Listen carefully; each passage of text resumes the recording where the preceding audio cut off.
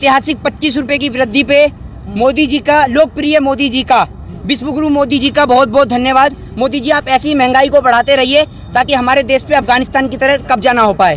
तो आप मोदी जी के एलपीजी गैस सिलेंडर पे 25 रुपए दाम बढ़ने पर मोदी जी को बहुत बहुत बधाई, और देश की जनता को भी। ये बधाई अंधभक्तों के लिए है, वो अंधभक्त जिन्हें कोई फर्क नहीं पड़ता। और अंधभक्तों की अगर बात आई गई है तो बता दूं, 2014 से अब तक अंधभक्त क्या कहते आए हैं, इन्हों का सिर्फ एक ही बात रही है। 2014 में बोलते थे मोदी जी भारत को नंबर 1 भारत बनाएंगे, ठीक है, वो बन नहीं पाया। 2015 में कहने लगे कि अरे करेंगे विकास, थोड़ा सा रुकिए तो जरा, करेंगे विकास, थोड़ा सा रुक जाइए। 2016 में तू एंटी नेशनल है, जो मोदी जी के विरोध में बोले तू एंटी नेशनल है। 2017 में तू पाकिस्तान भाग जा, पाकिस्तान से आप देख ही रहे थे। 2018 में हिंदू खतरे में आ गया है, ठीक है। और 2019 में मोदी नहीं तो कौन, ऑप्शन क्वेश्चन मार्क के साथ में। और 2020 में तू पहले कागज तो ढूंढ ले, और उसके बाद में अब आप खड़े ही हैं अफगानिस्तान। लेकिन आप भक्त भक्त की हमेशा बात करते हैं, कौन है भक्त?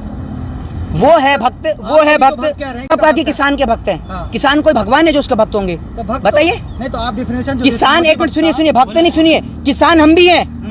हमारा और आपका कहीं ना कहीं जो इस देश में व्यक्ति रोटी खाता है वो भी किसान है, तो भक्त क्या है? भक्त सिर्फ लोग ईश्वर के हैं, भगवान के हैं, अल्लाह के हैं, वाहिगुरु के हैं, जीसस के हैं, समझ रहे हैं? मोदी भक्त क्या? ये जय जवान जय किसान का देश है। मोदी भक्त वो है जिनको देश के डेवलपमेंट से, देश की तरक्की से, और देश के अंदर प्रगति से, उन्नति से, और देश की एकता, अनेकता और अखंडता से डर लगता हो, जिन्हें इस देश की तरक्की से डर लगता हो, वो अंधभक्त कहलाते हैं। गोदी मीडिया, मोदी जी की मंदिर बन गई है। गोदी मीडिया और मोदी भक्त में क्या डिफरेंस करेंगे आप? जी, गोदी मीडिया और मोदी भक्त में क्या डिफरेंस करेंगे? कोई डिफरेंस नहीं है, बस इतना सा डिफरेंस है कि मोदी भक्त जो हैं वो फ्री में काम करते हैं और गोदी मीडिया पैसे लेके काम करती है, बस इतना सा ही डिफरेंस है। बाकी दोनों काम एक ही करते हैं। उनका बस नहीं चल रहा, उन्होंने अगर मोदी जी कल को कुछ चीज निकाल दे तो वो कह देंगे कि भैया ये भी देश हित में, कल को देश बिक रहा है तो वो भी कह रहे हैं देश हित में ही बिक रहा है। तो आप ये समझ लीजिए इनमें कोई डिफरेंस नहीं है, दोनों एक समान है।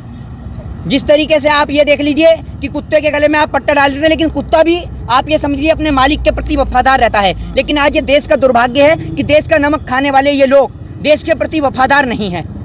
ये अपने देश के लिए गड्ढे खोदने में लगे हुए हैं, देश को गर्त में डालने लगे हुए, सिर्फ चंद पैसों के खातिर, सिर्फ चंद पैसों के खातिर। जिस तरह से अफगानिस्तान में तालिबान का जब कब्जा हो गया, लेकिन प्रधानमंत्री मोदी जी ने एक भी बार उन्होंने ना तो ट्वीट किया ना तो कोई बयान दिया। देखिए भैया, सीधी सी बात है, आपको सीधे तौर पे बता दूं, ना तो मैं अफगानिस्तान रहता हूं, ना मैं कभी अफगानिस्तान गया। आप अफगानिस्तान गए हैं?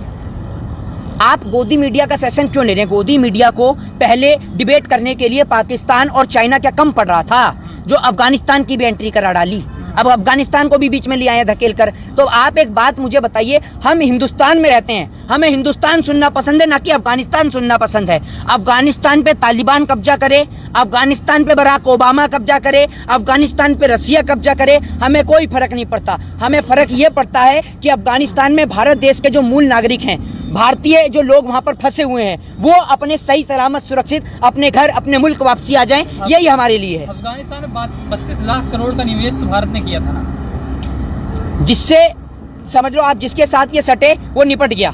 मोदी जी जिससे सटे हैं वो निपटा चला गया। ट्रंप के गले लगे तो ट्रंप की आज आप हालत देख रहे हैं। तो ट्रंप, मुझे लग रहा है ट्रंप ही कल को आके यूं ना कह दे कि गुड़गांव में मुझे यही दे दो, नहीं राम मंदिर का कॉन्ट्रैक्ट ही दे दो मुझे, मैं भी यहाँ खा कमा लूंगा, राम मंदिर का कॉन्ट्रैक्ट ही दिला दो, राम मंदिर ही बना लूंगा, हाँ। या फिर मुझे कोई 2 BHK का फ्लैट दिलवा दो, हाँ। तो कहीं मोदी जी ना कहते हैं कि विजेंद्र दल्ला आ रहा है भी चाबी लेके घर की, वो दिखाएगा तुम्हें 2 BHK का फ्लैट।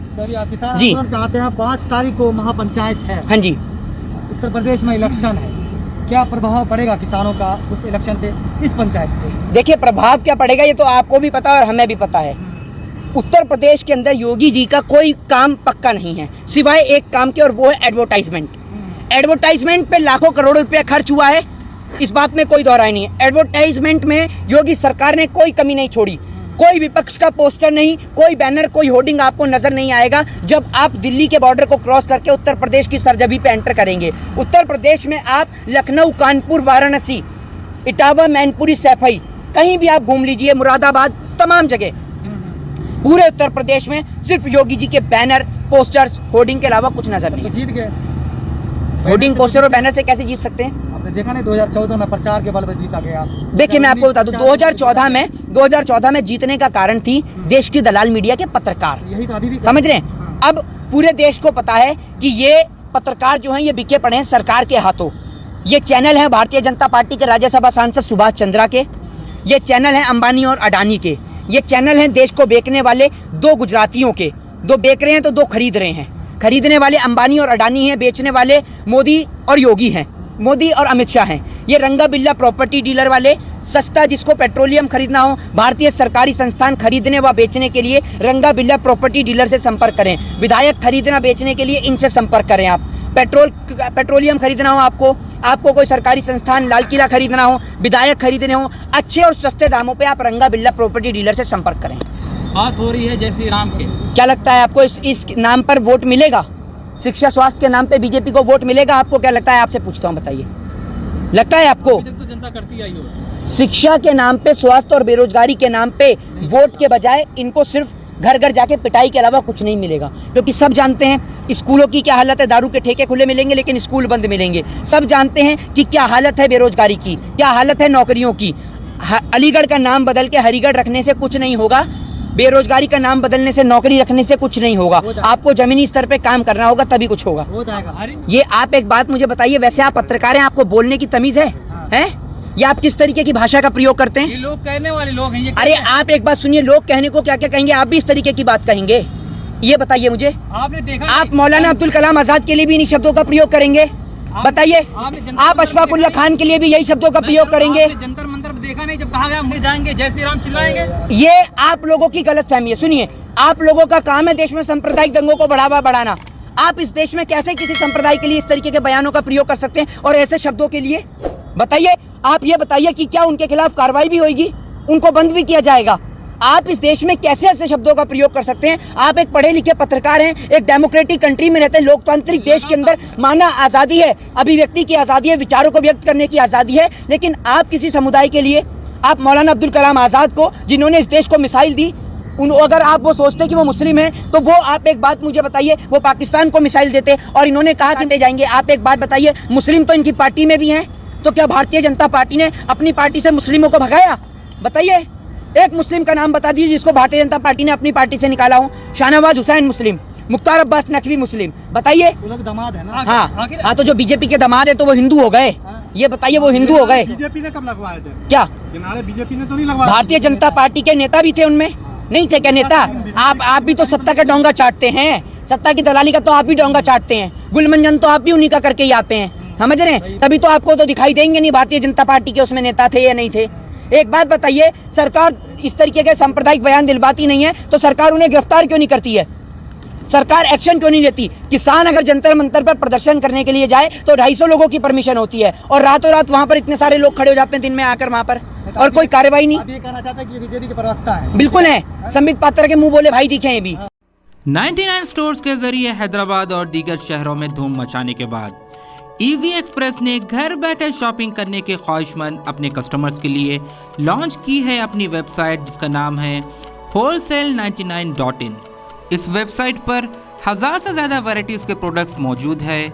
ऑनलाइन शॉपिंग के ख्वाहिशमंद अफराद wholesale99.in पर जाकर अपना ऑर्डर बुक कर सकते हैं और 100 रुपये डिलीवरी चार्ज पर आपका बुक किया आइटम आपके घर तक पहुंच जाएगा। प्रोडक्ट्स की डिलीवरी ऑल ओवर इंडिया मौजूद है। इस चीज़ के साथ साथ रिटर्न पॉलिसी भी मौजूद है, जिसके तहत प्रोडक्ट पसंद न आने पर आप इजी एक्सप्रेस 99 के प्रोडक्ट्स वापस भी कर सकते हैं।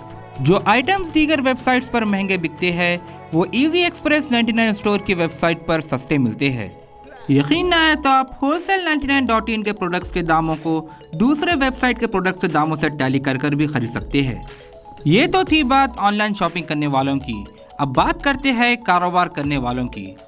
कारोबार के ख्वाहिशमंद अफराद 99 स्टोर या wholesale99.in से सामान खरीदकर अमेज़ॉन, फ्लिपकार्ट और दीगर शॉपिंग वेबसाइट्स पर बेच सकते हैं और अच्छा खासा मुनाफा कमा सकते हैं। इस चीज़ के साथ साथ आप इजी एक्सप्रेस की वेबसाइट की भी फ्रेंचाइजी खरीद सकते हैं और प्रोडक्ट्स पर 25% तक का मुनाफा कमा सकते हैं। वेबसाइट की फ्रेंचाइजी खरीदने के ख्वाहिशमंद अफराद तफसीलात के लिए स्क्रीन पर दिए गए नंबर्स पर राब्ता पैदा करें या विजिट करें हमारे इजी एक्सप्रेस 99 के stores MPM mall Abids, podium mall Toli Chowki, SMP mall Gulzar house, old Krishna talkies पर।